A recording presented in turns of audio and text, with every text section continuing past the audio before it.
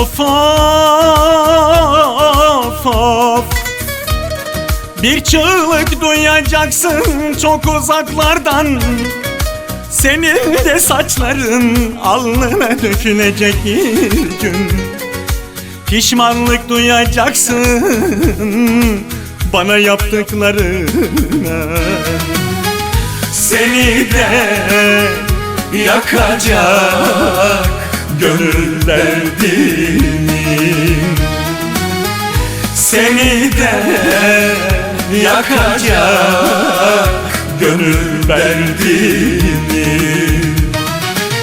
Bir balıkçı meyhanesinde sabahı getireceksin.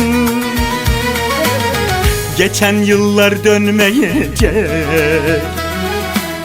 kahredip de içeceksin.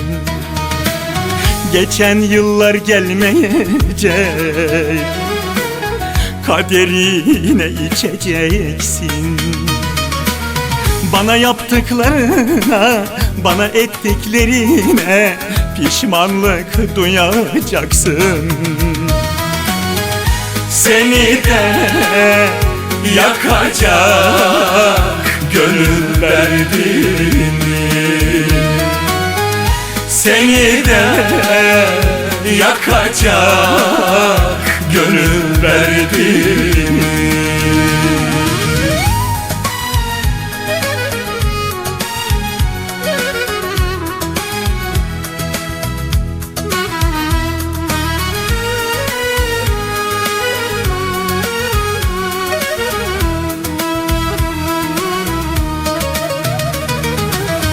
Of of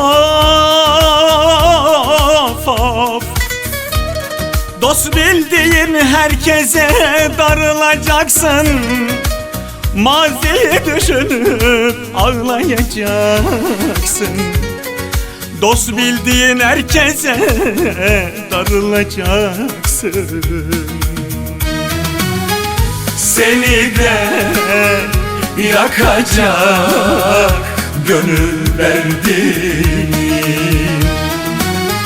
Seni de yakacak gönül derdini.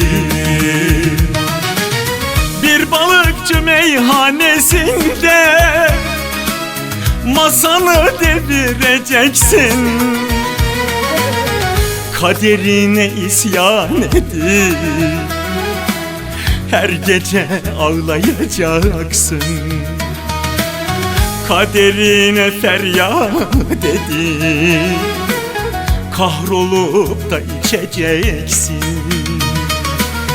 Bana yaptıklarına, bana ettiklerine pişmanlık duyacaksın. Seni de yakacak gönül derdini. Seni de yakacak gönül derdini.